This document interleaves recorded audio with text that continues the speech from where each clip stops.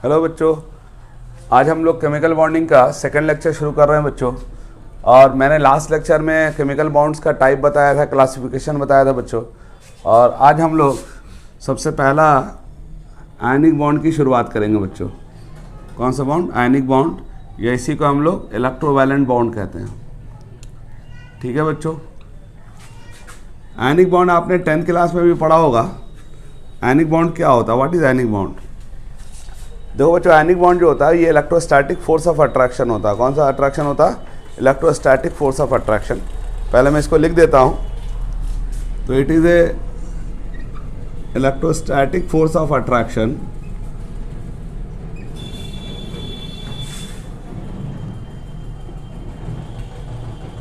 it is electrostatic force of attraction which act between two opposite ions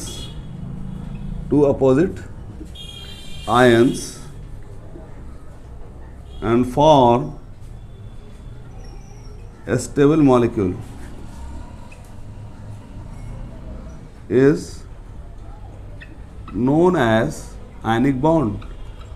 ठीक है बच्चों, तो आपसे कोई पूछेगा आयनिक बॉन्ड क्या है बच्चों, तो आप क्या बोलेंगे? ये इलेक्ट्रोस्टैटिक फोर्स ऑफ अट्रैक्शन है जो अपोजिट आयंस के बीच लगता है।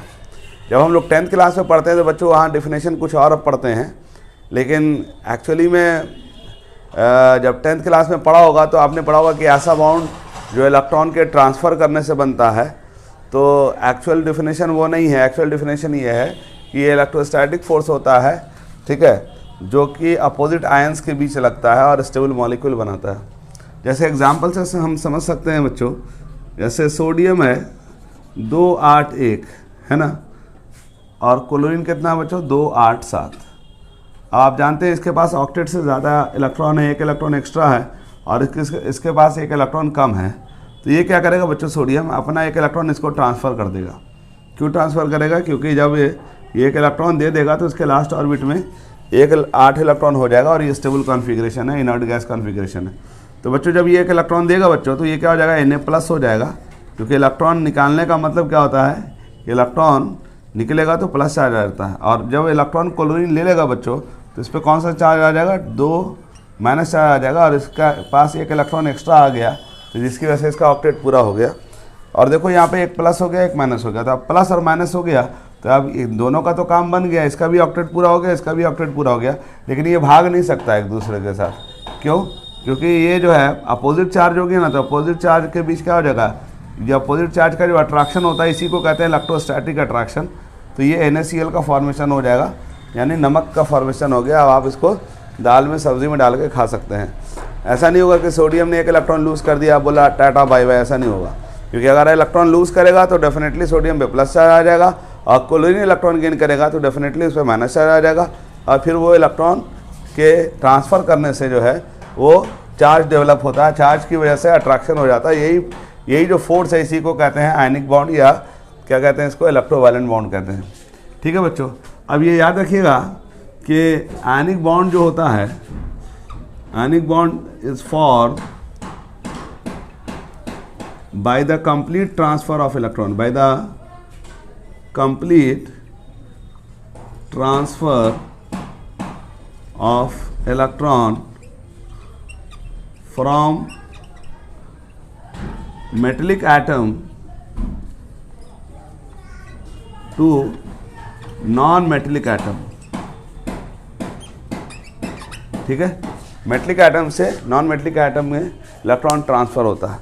अब आप एक सवाल मुझसे पूछ सकते हैं कि सर ये मेटलिक एटम क्यों बोला आपने और नॉन मेटलिक क्यों बोला? इसका जवाब बहुत सिंपल है। हम जानते हैं बच्चों कि मेटल जो है उसके पास ऑक्टेट से ज़्यादा इलेक्ट्रॉन होता है। हम लोग पीरियोडिक टेबल पढ़ के आ चुके हैं। आपको याद होगा एक्सट्रीम लेफ्ट वाले जो एलिमेंट होते हैं इलेक्ट्रॉन रिच एरिया होते हैं, इनके पास ऑक्टेट से ज़्यादा होता है। मैंने इनको कहा था कि ये अमीर प्रदेश हैं, अमीर लोग हैं, यानी इनके पास इलेक्ट्रॉन बहुत ज़्यादा है। तो और जो नॉन मेटल्स होते हैं वो कंगले होते हैं, इनके पास इलेक्ट्रॉन की कमी होती है। तो ये इलेक्ट्रॉन दे देता है, ये इलेक्ट्रॉन ले लेता है। तो जब भी आयनिक बॉन्ड बनेगा बच्चों, तो आयनिक बॉन्ड कैसे बनेगा? इलेक्ट्रॉन के कंप्लीट ट्रांसफ़र करने से बनता है। ठीक है बच्चों, ये ध्यान रखिएगा। अब आइए हम लोग देखते क्या है कि आयनिक बॉन्ड बनाने का शर्त क्या है। What is the criteria of formation of ionic bond. ठीक है बच्चों। तो there are various criteria for the formation of ionic bond. तो हम लोग देखेंगे condition of formation of ionic bond, ठीक है बच्चों। तो हेडिंग में डालिए आप लोग आयनिक बॉन्ड बनाने का शर्त क्या होता है बच्चों। तो देखो बच्चों, आयनिक बॉन्ड बनाने का शर्त क्या है, तो हम लोग बारी बारी से देखते हैं। तो हेडिंग में हमने डाला condition of formation of ionic bond, ionic bond बनाने का शर्त। देखो बच्चों, सबसे पहला शर्त क्या है कि एक मेटलिक आइटम होना चाहिए, एक नॉन मेटलिक आइटम होना चाहिए, ठीक है। पहला शर्त क्या है, ionic bond is generally form between metallic and non metallic atom, ठीक है बच्चों। मेरा बात को ध्यान से सुनिएगा। आयनिक बॉन्ड हमेशा मेटलिक और नॉन मेटलिक एटम के बीच लगता है। क्यों? क्योंकि आप जानते हैं कि इलेक्ट्रॉन ट्रांसफ़र कब हो सकता है, जब एक के पास इलेक्ट्रॉन एक्स्ट्रा हो, ऑक्टेट से ज़्यादा हो, और दूसरे के पास इलेक्ट्रॉन ऑक्टेट से कम हो, तभी ना इलेक्ट्रॉन वो देगा और वो लेगा, तभी ना प्लस और माइनस चार्ज बनेगा। तो पहला शर्त यह है कि हमेशा आयनिक बॉन्ड मेटल और नॉन मेटल के बीच बनता है, ठीक है बच्चों। तो ये बात जो है आमतौर पे किताब में जब लिखी हुई होती है तो यही लिखा होता है कि हमेशा मेटलिक बॉन्ड है ना, आयनिक बॉन्ड मेटल और नॉन मेटल के बीच बनता है। लेकिन मैं बच्चा बता दूं, इसमें कुछ एक्सेप्शंस हैं और इसका हम लोग को जवाब यहाँ पर अभी नहीं मिलेगा, लेकिन ये क्वेश्चन मैं आपके नज़र में लाना चाहता हूँ कि इससे आप लोग को बहुत सारी बातें बारीक बात समझ में आने लगेगी। इसमें सबसे पहला क्वेश्चन क्या है बच्चों कि आयनिक बॉन्ड जो है, हमने क्या शर्त बताया कि एक मेटल होना चाहिए, दूसरा क्या होना चाहिए, नॉन मेटल। लेकिन एक क्वेश्चन है कि PCl5 in gaseous state is covalent while in solid state it become ionic, ठीक है। PCl5 जो है बच्चों गैसियस स्टेट में कोवेलेंट होता है, लेकिन सॉलिड स्टेट में आयनिक हो जाता है। अब आप बोलेंगे सर ये क्वेश्चन लाने का क्या मकसद है, तो ज़रा बात को ध्यान से सुनना। फास्फोरस क्या है, नॉन मेटल है, क्लोरीन क्या है बच्चों, नॉन मेटल है। अब देखो मैंने जो शर्त लिखा है ऊपर, वो क्या शर्त है कि हमेशा मेटल और नॉन मेटल के बीच आयनिक बॉन्ड बनता है। लेकिन ये एम्स में पूछा हुआ क्वेश्चन था कि PCl5 गैसियस स्टेट में कोवेलेंट होता है, लेकिन सॉलिड स्टेट में आयनिक हो जाता है। तो ये अजीब सा क्वेश्चन लगेगा आपको कि भाई फास्फोरस और क्लोरीन तो दोनों नॉन मेटल है। तो ये क्वेश्चन को देख के आपको अंदाज़ा लग गया होगा कि जब ये गैस में होता है तो कोवेलेंट होता है, लेकिन सॉलिड स्टेट में होता है तो आयनिक हो जाता है। अब आयनिक बॉन्ड के लिए तो शर्त एक ही था कि भाई एक मेटल होना चाहिए, एक नॉन मेटल होना चाहिए, लेकिन यहाँ तो देख रहे हैं दोनों का दोनों नॉन मेटल है। तो अब सवाल ये आता है कि ये शर्त इसके हिसाब से तो गड़बड़ हो जाएगा ना। तो मैं इसका जवाब दूंगा, पहले ये क्वेश्चन को आपको दिमाग में रखना है, इसका जवाब मैं लास्ट में दे दूंगा। ऐसा क्यों हुआ? क्योंकि मैं अभी बात जो कर रहा हूँ एकदम सीधी सीधी बात कर रहा हूँ कि आयनिक बॉन्ड बनाने का पहला शर्त क्या है कि एक मेटल होना चाहिए, एक नॉन मेटल होना चाहिए। और ये एक्सेप्शनल क्वेश्चन है जिसमें क्वेश्चन जो पूछा गया। एक और क्वेश्चन है जो एक्सेप्शनल है बच्चों, और वो क्या क्वेश्चन है कि anhydrous AlCl3 is covalent while AlCl3 2s2 जिसको हम लोग कहते हैं हाइड्रेटेड फॉर्म इज आयनिक, ठीक है बच्चों। अब देखो ये क्वेश्चन क्या है, AlCl3 जब एनहाइड्रस रहता है, एनहाइड्रस का क्या मतलब होता है बच्चों, जिसमें वाटर ऑफ क्रिस्टलाइजेशन ना हो। जैसे आपने पढ़ा होगा 10th क्लास में कि बेकिंग सोडा होता है या वॉशिंग सोडा होता है, Na2CO3 10H2O होता है, तो इसमें जो 10 वाटर मॉलिक्यूल्स होते हैं उसको कहते हैं वाटर ऑफ क्रिस्टलाइजेशन।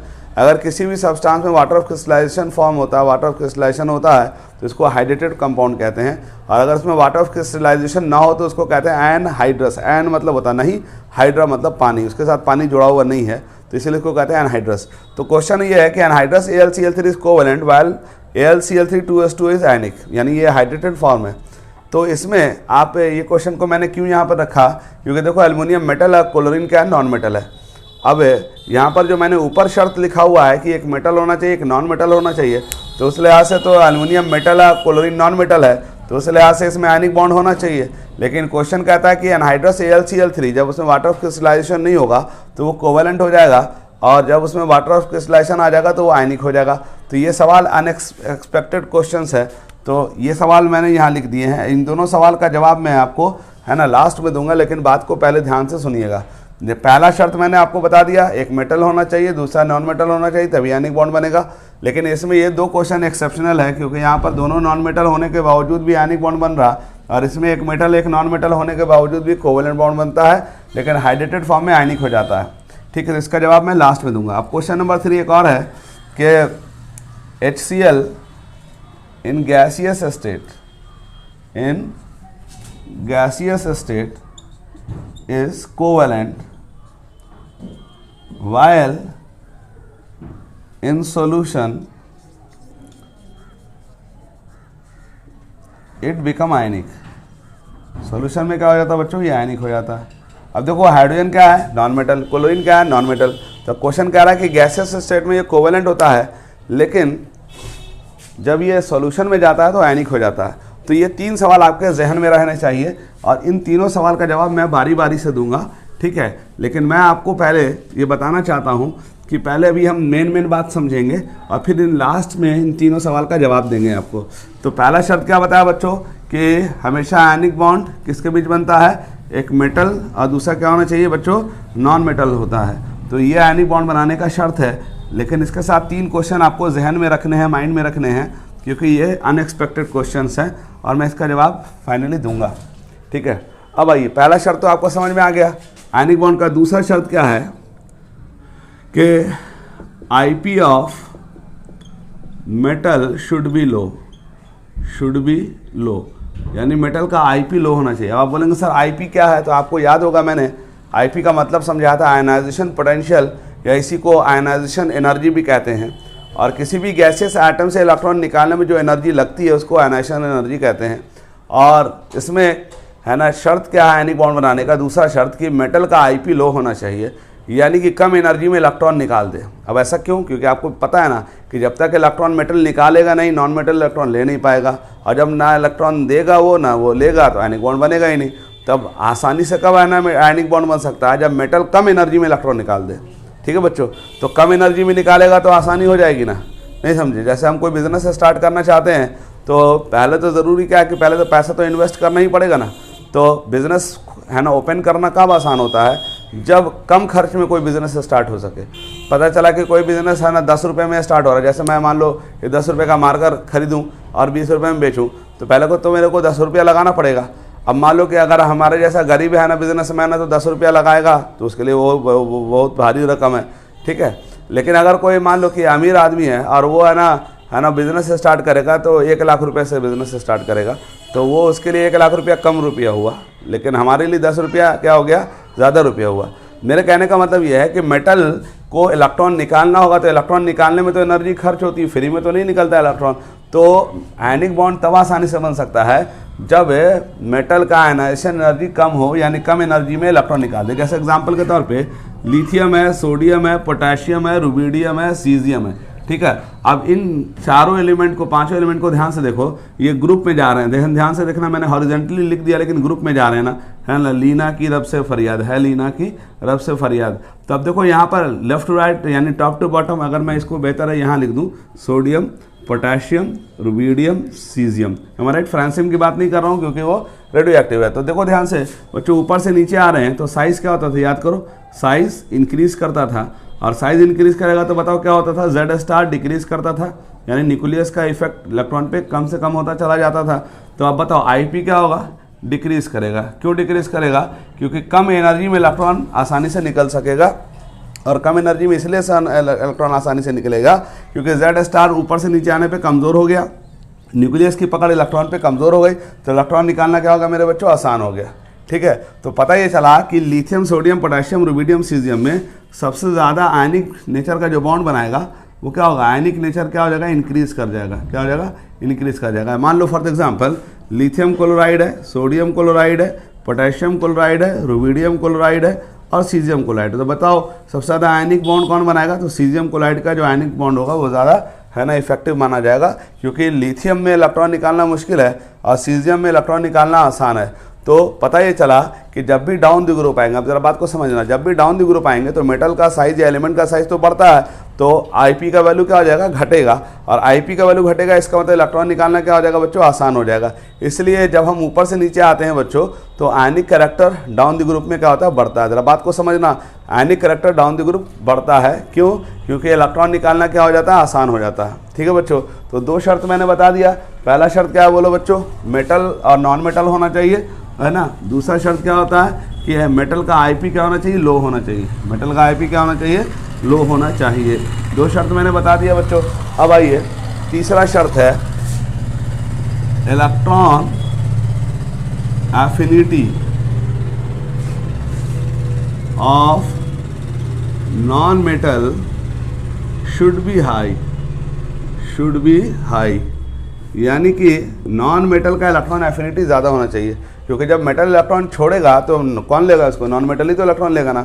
अब पता चला कि मेटल ने इलेक्ट्रॉन छोड़ दिया, आप ना नॉन मेटल ने कहा भैया हम इलेक्ट्रॉन नहीं लेंगे, तो आयनिक बॉन्ड नहीं बनेगा ना, क्योंकि जब मेटल छोड़ेगा तो प्लस चार्ज आ जाएगा और नॉन मेटल उसी इलेक्ट्रॉन को लेगा तभी ना माइनस चार्ज आएगा। तब इलेक्ट्रॉन जब लेगा तभी ना माइनस चार्ज आ सकता है। तो इसका मतलब मेटल का इलेक्ट्रॉन एफिनिटी ज़्यादा हो, यानी इलेक्ट्रॉन से मोहब्बत ज़्यादा होगी नॉन मेटल की, तभी ना इलेक्ट्रॉन लेगा, तभी ना उसमें माइनस चार्ज आएगा। तो इलेक्ट्रॉन एफिनिटी नॉन मेटल की क्या होनी चाहिए बच्चों? हाई होनी चाहिए। ठीक है, जैसे आपको याद होगा कॉल 4 मैंने आपको बताया था, क्लोरीन, फ्लोरीन, ऑक्सीजन, नाइट्रोजन, ये इलेक्ट्रॉन एफिनिटी का ट्रेंड है। तो सबसे ज़्यादा आयनिक नेचर का बॉन्ड जो बनाएगा वो क्लोरीन बनाएगा। ठीक है, क्योंकि वहाँ पर इलेक्ट्रॉन एफिनिटी क्लोरीन की ज़्यादा होती है, फिर फ्लोरीन की होती है, फिर ऑक्सीजन की होती है, फिर नाइट्रोजन की होती है। ठीक है बच्चों, तो इसके बाद इससे इसका एक और भी मतलब है कि जिसकी इलेक्ट्रॉन एफिनिटी ज़्यादा होती है तो उसका इलेक्ट्रॉन गेन एंथैल्पी, याद करो मैंने आपको बताया था डेल्टा एच ई जी। ई जी का मतलब होता है इलेक्ट्रॉन गेन एंथैल्पी, है ना। Should be more negative. आपको याद होगा मैंने क्या कहा था इलेक्ट्रॉन एफिनिटी में कि किसी गैसियस आइटम में इलेक्ट्रॉन डालते हैं तो वहाँ एनर्जी रिलीज होती है, उस एनर्जी को क्या कहते हैं बच्चों? इलेक्ट्रॉन गेन एंथैल्पी कहते हैं। और आपको याद होगा मैंने आपसे कहा था कि जिस एलिमेंट का इलेक्ट्रॉन एफिनिटी ज़्यादा होगा उसका इलेक्ट्रॉन गेन एंथैल्पी उतना ज़्यादा निगेटिव होगा। निगेटिव होने का मतलब बच्चों क्या होता है? एनर्जी रिलीज हो रही है। ठीक, अब बताओ कि सोडियम से इलेक्ट्रॉन निकाला तो एनर्जी खर्च हुई, अब उसी इलेक्ट्रॉन को क्लोरीन ने ले लिया तो अब वो क्लोरीन इलेक्ट्रॉन लेकर के उसके एवज में एनर्जी बाहर निकालेगा। ठीक है, जैसे बिजनेस में क्या होता है, पहले पैसा लगाते हैं, फिर पैसा लगाते हैं और फिर क्या होता है, बिजनेस जब स्टार्ट होता है तो फिर वहाँ से आउटपुट आना शुरू होता है। तो बताओ कि बिजनेस कब सक्सेसफुल हो सकता है? जब लगने वाला पैसा कम हो और निकलने वाला पैसा ज़्यादा हो, यानी आउटपुट ज़्यादा हो। तो आप क्या करेंगे? बिजनेस जो है ना सुबह दोपहर शाम रात में भी 12 बजे तक दुकान खोल लेंगे। क्यों? क्योंकि वहाँ से आ रहा है, इनकम आ रहा है। बात समझ में आ रही है? तो जितना ज़्यादा इनकम आएगा इसका मतलब उतना वो बिज़नेस क्या होगा? फिजिबल होगा, यानी वो बिज़नेस को करना उतना आसान होगा। ठीक है बच्चों, तो नॉन मेटल का इलेक्ट्रॉन एफिनिटी ज़्यादा होने का मतलब ये है कि जो नॉन मेटल इलेक्ट्रॉन ले तो वो ज़्यादा एनर्जी बाहर फेंके, यानी निगेटिव हो जाने का मतलब रिलीज़ होना। तो जितना ज़्यादा इलेक्ट्रॉन से मोहब्बत होगी उतना एनर्जी वो निगेटिव करेगा, यानी उतना एनर्जी बाहर रिलीज़ करेगा। तो तीसरा शर्त क्या है बच्चों? कि नॉन मेटल का इलेक्ट्रॉन एफिनिटी क्या होना चाहिए? ज़्यादा होना चाहिए। तो इसका मतलब जैसे फॉर एग्जांपल अगर हम कहें sodium fluoride, sodium chloride, sodium bromide और सोडियम आयोडाइड है, तो बताओ इसमें सोडियम तो सब में कॉमन हो गया, आईपी तो सबका सेम है। तो फ्लोरीन, क्लोरीन, ब्रोमीन, आयोडीन में सबसे ज़्यादा इलेक्ट्रॉन एफिनिटी किसकी होगी? सबसे ज़्यादा तो क्लोरीन की होती है। तो सबसे ज़्यादा आयनिक कौन होगा? NaCl होगा। फिर कौन होगा? सोडियम फ्लोराइड होगा। फिर कौन होगा? सोडियम ब्रोमाइड होगा। फिर कौन होगा? सोडियम आयोडाइड होगा। ठीक है, तो जब मेटल कॉमन होता है तो नॉन मेटल को देखते हैं। नॉन मेटल में क्या देखते हैं बच्चों? इलेक्ट्रॉन एफिनिटी देखते हैं। और इलेक्ट्रॉन एफिनिटी सबसे ज़्यादा किसकी होती है? क्लोरीन की, देन फ्लोरीन की, और देन ब्रोमीन की, देन आयोडीन की। इसलिए मोस्ट आयनिक जो होगा वो कंपाउंड वो NaCl होगा बच्चों। क्लियर? बात समझ में आ गई? तो अब आइए, कितना शर्त बता दिया मैंने? 3 शर्त बताया। जल्दी जल्दी बोलो। पहला शर्त क्या है? मेटल और नॉन मेटल के बीच आयनिक बॉन्ड बनता है। बाकी वो 3 सवाल आपके माइंड में होंगे क्योंकि वो एक्सेप्शनल सवाल हैं। दूसरा, मेटल का आईपी क्या होना चाहिए बच्चों? लो होना चाहिए। तीसरा क्या? नॉन मेटल का इलेक्ट्रॉन एफिनिटी क्या होना चाहिए बच्चों? ज़्यादा होना चाहिए। समझ में आ रही बात? नॉन मेटल की इलेक्ट्रॉन एफिनिटी ज़्यादा होनी चाहिए, यानी इलेक्ट्रॉन लेके वो एनर्जी ज़्यादा रिलीज़ करे। 3 शर्त मैंने बता दिया। अब चौथा शर्त है electro negativity difference between bonded atom should be more than 1.7। आपको याद होगा मैंने पीरियोडिक टेबल इलेक्ट्रोनेगेटिविटी पढ़ाई थी और मैंने इलेक्ट्रोनेगेटिविटी के एप्लीकेशन में बताया था कि जो इलेक्ट्रोनेगेटिविटी का डिफरेंस एलिमेंट के बीच अगर 1.7 से ज़्यादा हो तो वह आयनिक बॉन्ड बन जाता है और 1.7 से कम हो तो कोवेलेंट बॉन्ड बन जाता है। तो डेफिनेटली वहाँ पर शर्त जो है वो वही शर्त यहाँ भी मैंने बता दिया है कि मेटल और नॉन मेटल के बीच जो बॉन्ड बन रहा है या एलिमेंट के बीच आयनिक बॉन्ड बन रहा है तो आयनिक बॉन्ड तभी बन सकता है जब इलेक्ट्रोनेगेटिविटी का डिफरेंस 1.7 से ज़्यादा हो। याद करो मैंने आपको बताया था पॉलिंग स्केल, उसमें मैंने कहा था इलेक्ट्रोनेगेटिविटी मेज़र की जाती है। तो 1.7 से अगर इलेक्ट्रोनेगेटिविटी डिफरेंस क्या हो मेरे बच्चों, ज़्यादा होगी तो आयनिक बॉन्ड बन जाएगा और अगर उससे कम होगी तो क्या होगा बच्चों, कोवेलेंट बॉन्ड रह जाएगा वो। ठीक है बच्चों, तो मैंने 4 शर्त बता दिया बच्चों। अब आइए 5वां शर्त क्या है, lattice energy should be high, ठीक है, जिसको हम लैटिस एनर्जी को यू से दिखाते हैं। अब आप बोलेंगे सर ये लैटिस एनर्जी क्या चीज़ है, ये तो आप तो पहली बार सुनेंगे, ठीक है, तो घबराइए नहीं, मैं हूँ ना। लैटिस एनर्जी क्या होता है बच्चों कि 1 मोल जब कोई क्रिस्टल बनता है, ध्यान से सुनो, 1 मोल कोई सॉलिड क्रिस्टल बनता है, जैसे मान लो अगर 1 मोल Na+ ले लें, ठीक है बच्चों, और 1 मोल Cl- ले लें, अब दोनों कंबाइन करके क्या बनाएगा, 1 मोल NaCl बनाएगा बच्चों। अब देखो इसका प्लस है, इसका क्या है बच्चों, माइनस है, तो अपोजिट चार्ज में अट्रैक्शन हो रहा ना, तो अपोजिट चार्ज में अट्रैक्शन होता है तो वहाँ हीट क्या होती है, बाहर आती है। तो जब 1 मोल क्रिस्टल बनता है कोई भी सॉलिड फॉर्म में तो जो हीट बाहर रिलीज होती है उसी को कहते हैं लैटिस एनर्जी। जरा बात को ध्यान से सुनना, 1 मोल जब क्रिस्टल बनता है सॉलिड फॉर्म में तो वहाँ जो एनर्जी रिलीज होती है उसको क्या कहते हैं, लैटिस एनर्जी। तो मैं लैटिस एनर्जी का डिफिनेशन लिख देता हूँ, energy release when 1 mole of a crystal is formed by its constituent component मतलब जिससे वो बना है, is known as lattice energy. ठीक है बच्चों, तो जब भी कोई सॉलिड बनता है अपने क्रिस्टल से, ठीक है, कंपोनेंट से, तो एनर्जी जो रिलीज होती है उसको कहते हैं लैटिस एनर्जी। तो ये -U है, ये -U क्यों बोल रहे हैं, क्योंकि जो लैटिस एनर्जी होती है वो निगेटिव होती है। क्या होती है बच्चों, निगेटिव होती है। बोलेंगे सर इसका मतलब क्या होता है, तो जब भी मैंने क्या कहा कि जब भी 1 मोल कोई सॉलिड बनता है तो एनर्जी रिलीज होती है तो इसको लैटिस एनर्जी कहते हैं। जैसे मान लो ये मार्कर है, इसको मैं तोड़ना चाहता हूँ, देखो मैं तोड़ने की कोशिश कर रहा हूँ, तो क्या करना पड़ेगा, इसमें एनर्जी लगानी पड़ेगी। बताओ क्यों एनर्जी लगानी पड़ी, क्योंकि ये सॉलिड जब बना होगा ना, इसने एनर्जी बाहर फेंकी होगी। अब मान लो कि अगर इसने सॉलिड बनते वक्त 100 किलो जूल एनर्जी बाहर फेंकी है, रिलीज़ की है, क्योंकि सॉलिड बनता है तो एनर्जी रिलीज़ होती है, तो अगर मेरे को इसको तोड़ना होगा तो 100 जूल एनर्जी से ज़्यादा देना पड़ेगा मुझे, तब ये टूट जाएगा। अगर मैं इससे कम दूंगा तो ये नहीं टूटेगा। जैसे ये दीवार है या ये बोर्ड है, बोर्ड को मैं तोड़ना चाहता हूँ, मारूंगा घुसा, टूटेगा क्या, नहीं टूटेगा। क्यों, क्योंकि इसने जो सॉलिड बनते हो जो एनर्जी रिलीज़ की होगी, मान लो है ना 1000 किलो जूल एनर्जी रिलीज़ की है, तो मेरे को 1000 किलो जूल एनर्जी देनी पड़ेगी तो ये टूट जाएगा। अब मेरे हाथ से 1000 किलो जूल एनर्जी तो नहीं जाएगी, हाँ, अगर ज़्यादा जोर लगाएंगे तो मेरा हाथ की लैटिस एनर्जी को ओवरटेक कर जाएगा, पता चला मेरा हाथ ही टूट गया।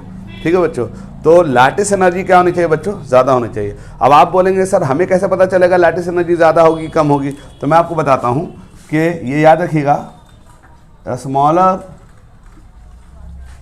द साइज ऑफ कैटायन और atom, greater will be lattice energy value. ठीक है, क्या मतलब कि जब कैटायन का साइज छोटा हो या एटम का साइज छोटा होता है तो लैटिस एनर्जी ज़्यादा होती है। जैसे मैं इसको एग्जांपल पे बोर्ड पे लिखता हूँ, ठीक है, जैसे मान लो कि अगर लिथियम क्लोराइड है और सोडियम क्लोराइड है फॉर द एग्जांपल, ठीक है बच्चों, तो लिथियम क्लोराइड है और सोडियम क्लोराइड है, पोटेशियम क्लोराइड है, रुबिडियम क्लोराइड है, सीजियम क्लोराइड है। अब बताओ इन पांचों कंपाउंड में सबसे ज़्यादा लैटिस एनर्जी किसकी रिलीज होगी? डेफिनेटली इसकी रिलीज होगी। बोलोगे सर ये कैसे पता चला? वे देखो यार, लिथियम यहाँ सबसे छोटा है ना, क्लोरीन तो सब में कॉमन है, तो जो कॉमन होगा तो सबके लिए कॉमन होगा। लेकिन यहाँ पर कि जो एटम है, केटायन है Li+, उसका साइज सबसे छोटा है, तो इसका जो U होगा, इसका जो U होगा, और इसका U होगा, और इसका U होगा, और इसका U होगा, तो सबसे ज़्यादा निगेटिव U इसका होगा। फिर किसका होगा? फिर किसका होगा? फिर किसका होगा? देखो सबसे ज़्यादा लिथियम क्लोराइड का लैटिस एनर्जी होगा, और सबसे कम जो होगा वो सीजियम क्लोराइड का लैटिस एनर्जी होगा।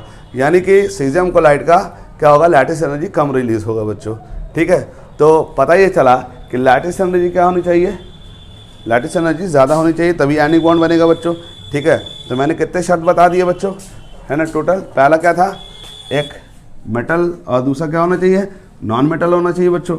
ठीक है बच्चों, दूसरा शर्त क्या था? मेटल का IP क्या होनी चाहिए बच्चों? बोलो, लो होनी चाहिए। तीसरा शर्त क्या था बच्चों? नॉन मेटल की इलेक्ट्रॉन एफिनिटी क्या होनी चाहिए? ज़्यादा होनी चाहिए। बोलो हाँ या ना? और चौथा शर्त था इलेक्ट्रोनिगेटिविटी डिफरेंस बॉन्डेड आइटम के बीच 1.7 से ज़्यादा होने चाहिए। और ये पांचवा शर्त क्या बच्चों? लैटिस एनर्जी क्या होनी चाहिए? ज़्यादा होनी चाहिए। और ये याद रखिएगा कि लैटिस एनर्जी हम कैसे पहचानेंगे ज़्यादा है कि कम है? तो जिसका साइज छोटा होगा लैटिस एनर्जी ज़्यादा होगा। एक और एग्जांपल देख लेते हैं। जैसे मान लो लिथियम फ्लोराइड है, लिथियम क्लोराइड है, लिथियम ब्रोमाइड है और लिथियम आयोडाइड है। आप बोलेंगे सर इसमें तो लिथियम कॉमन हो गया, तो फिर नॉन मेटल का साइज देखेंगे ना, तो बताओ सबसे छोटा साइज कौन होगा? फ्लोरीन का होगा। इसका मतलब सबसे ज़्यादा लैटिस एनर्जी किसकी होगी? लिथियम फ्लोराइड की होगी। सबसे कम जो लैटिस एनर्जी होगी वो लिथियम आयोडाइड की होगी। अब क्यों? क्योंकि नॉन मेटल में अगर मेटल कॉमन होता तो नॉन मेटल देखते हैं, और नॉन मेटल कॉमन होता तो मेटल देखते हैं बच्चों। क्लियर? तो इसका मतलब सबसे ज़्यादा U जो होगा, यहाँ से यहाँ जाएंगे तो U क्या होगा? डिक्रीज करेगा। ठीक है, सबसे ज़्यादा लैटिस एनर्जी लिथियम फ्लोराइड की होगी, सबसे कम लैटिस एनर्जी लिथियम आयोडाइड की होगी। ये 5 शर्त मैंने बता दी। आप छठा शर्त देख लो, और वो शर्त क्या है? हाइड्रेशन एनर्जी, या इसी को हम लोग सॉल्वेशन एनर्जी भी बोलते हैं। ठीक है, should be high. Solvation energy या lattice energy, hydration energy high होनी चाहिए। आप बोलेंगे सर ये हाइड्रेशन एनर्जी क्या है? तो देखो, हाइड्रा का मतलब होता है वाटर, और एशन का मतलब होता है इंट्रैक्शन। जब किसी कंपाउंड को हम पानी में डालते हैं तो वहाँ से वो पानी से इंट्रैक्ट करता है। क्या करता है बच्चों? पानी से इंट्रैक्ट करता है, और पानी से इंट्रैक्ट करके वहाँ एनर्जी रिलीज़ करता है। आप बोलेंगे सर एनर्जी कैसे रिलीज़ करेगा? जैसे फॉर एग्जाम्पल लिथियम क्लोराइड को पानी में डालो, ठीक है बच्चों, तो ये कैसे ब्रेक करेगा? Li+ में और Cl- में। अब आप जानते हैं कि पानी क्या है? पानी पोलर मॉलिक्यूल है। कौन सा मॉलिक्यूल है? पोलर। आप बोलेंगे सर पोलर का क्या मतलब होता है? तो ध्यान से देखना, पोलर का मतलब अभी समझ में आ जाएगा आपको। आप जानते हैं कि ऑक्सीजन इलेक्ट्रोनिगेटिव एलिमेंट है बच्चों, है ना? तो अब ऑक्सीजन क्या करेगा? बॉन्डेड इलेक्ट्रॉन को अपनी तरफ खींचेगा, क्योंकि ऑक्सीजन और वाटर में क्या रहा? कोवेलेंट बॉन्ड बना ऑक्सीजन और हाइड्रोजन के बीच। लेकिन ऑक्सीजन क्या है? इलेक्ट्रोनिगेटिव एलिमेंट है, तो शेयर्ड पेयर ऑफ इलेक्ट्रॉन को अपनी तरफ खींचता है। ये इलेक्ट्रोनिगेटिविटी में मैंने पढ़ाया था। तो देखो ध्यान से, इस पे माइनस चार्ज आ जाएगा, और हाइड्रोजन पे कौन सा आ जाएगा? Plus charge. इसको कहते हैं पोलर मॉलिक्यूल। क्या कहते हैं बच्चों? पोलर। तो देखो पानी का मॉलिक्यूल पोलर है, और ऑक्सीजन पे इसके क्या है? डेल्टा माइनस चार्ज है। डेल्टा माइनस का मतलब होता है छोटा सा माइनस चार्ज। और देखो लिथियम जब टूटेगा पानी में तो Li+ और Cl- में टूटेगा, तो लिथियम के प्लस चार्ज में और वाटर के ऑक्सीजन के माइनस चार्ज में इंट्रैक्शन होगा ना, तो ये जो इंट्रैक्शन हो रहा है ये इलेक्ट्रोस्टैटिक इंट्रैक्शन है। कौन सा इंट्रैक्शन है? इलेक्ट्रोस्टैटिक। और ये जो इलेक्ट्रोस्टैटिक का इंट्रैक्शन होता है, यानी अपोजिट चार्ज का इंट्रैक्शन होता है, वह हीट बाहर आता है। उसी हीट को कहते हैं हाइड्रेशन एनर्जी। अब हाइड्रा मतलब वाटर, तो वाटर से इंट्रैक्शन हुआ तो एनर्जी रिलीज हुई, इसको कहेंगे हाइड्रेशन एनर्जी। लेकिन अगर वाटर के अलावा और भी कोई सॉल्वेंट हो, जैसे अल्कोहल हो या अमोनिया हो, तो हम इसको इन जनरल फॉर्म में क्या कह सकते हैं कि ये सॉल्वेशन एनर्जी। सॉल्वेंट से इंट्रैक्शन, जिसमें कोई चीज़ घुलता है तो उसको हम लोग कहते हैं सॉल्वेंट। तो सॉल्वेंट से जो इंट्रैक्शन में जो हीट बाहर आता है उसको कहते हैं सॉल्वेशन एनर्जी। और मैंने क्या कहा? हाइड्रेशन एनर्जी या सॉल्वेशन एनर्जी शुड भी क्या होना चाहिए? हाई होना चाहिए। तो मैं हाइड्रेशन एनर्जी का डेफिनेशन लिख देता हूँ। हाइड्रेशन एनर्जी कहते हैं किसको है? Energy release when 1 mole of A crystal is completely dissolve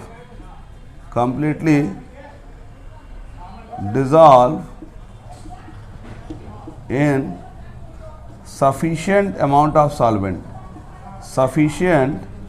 amount of solvent, यानी सफिशिएंट अमाउंट ऑफ सॉल्वेंट में जब हम डालेंगे, सफिशिएंट का मतलब अच्छा खासा पानी जिसमें पूरी तरह घुल जाए। पता चला ये नहीं कि 1 किलो चीनी को जो है आप है ना आधा लीटर पानी में घुलाने लगे या है ना 0.25 लीटर में घुलाने लगे। इसका शर्त क्या है कि सफिशिएंट अमाउंट ऑफ सॉल्वेंट में अगर हम डालेंगे कोई क्रिस्टल को तो जो एनर्जी रिलीज होगा उसको कहते हैं हाइड्रेशन एनर्जी, और सॉल्वेंट बोलेंगे तो सॉल्वेशन एनर्जी। तो सॉल्वेशन एनर्जी क्या होनी चाहिए? ज़्यादा निगेटिव होनी चाहिए। अब आप बोलेंगे सर ये कैसे पता चलेगा कि सॉल्वेशन एनर्जी ज़्यादा रिलीज होगी या कम होगी?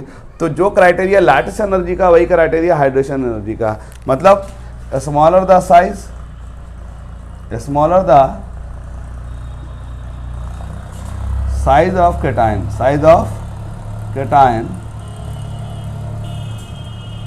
and anion, greater will be solvation energy।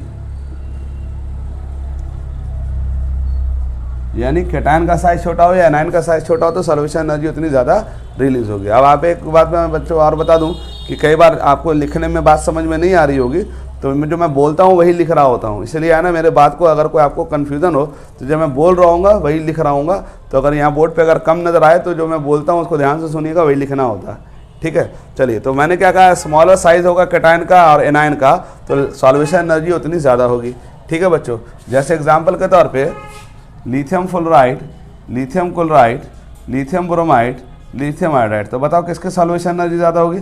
Lithium fluoride की ज़्यादा होगी। बोलोगे सर क्यों? इसका प्लस चार्ज है, तो लिथियम तो सब में कॉमन है, साइज छोटा है। और देखो इन चारों में फ्लोरीन का साइज छोटा है ना, तो इसका मतलब सॉल्वेशन एनर्जी सबसे क्या होगी? सबसे ज़्यादा लिथियम फ्लोराइड की होगी। ठीक है बच्चों, तो इसका मतलब ये हुआ कि सॉल्वेशन एनर्जी जितनी ज़्यादा रिलीज़ होगी बच्चों, वहाँ पर आयनिक बॉन्ड बनाना उतना क्या हो जाएगा बच्चों? आसान हो जाएगा। तो मैंने आपको टोटल क्या शर्त बताया बच्चों? 6 शर्त बताएं, जल्दी जल्दी बोलिए। पहला, ionic bond metal non metal के बीच बनता है। दूसरा, मेटल का IP लो होना चाहिए। तीसरा, नॉन मेटल की इलेक्ट्रॉन एफिनिटी क्या होनी चाहिए? ज़्यादा होनी चाहिए। चौथा शर्त क्या बताया मैंने? Electronegativity difference between metallic and non metallic item 1.7 से ज़्यादा होना चाहिए। और पांचवा शर्त बताया मैंने कि लैटिस एनर्जी हाई होनी चाहिए। और छठा शर्त बताया मैंने क्या? हाइड्रेशन एनर्जी या सॉल्वेशन एनर्जी क्या होनी चाहिए बच्चों? हाई होनी चाहिए। ये 6 शर्त हैं जो आयनिक बॉन्ड बनाने के शर्त हैं। अगर इस 6 शर्त को कोई भी कंपाउंड के अंदर फॉलो कर लिया जाए तो वह आयनिक बॉन्ड बच्चों बन जाएगा। लेकिन अब मैं है ना इसको यहीं पर रोकूंगा और आप इसको एक बार पढ़िएगा, लेकिन इसको है ना बार बार माइंड में लाइएगा तो धीरे धीरे आपको कॉन्फिडेंस आ जाएगा। नेक्स्ट लेक्चर में मैं इसके पीछे है ना शॉर्टकट टेक्निक बताऊंगा कि हम कैसे पहचानते हैं कि आयनिक बॉन्ड बनेगा कि नहीं।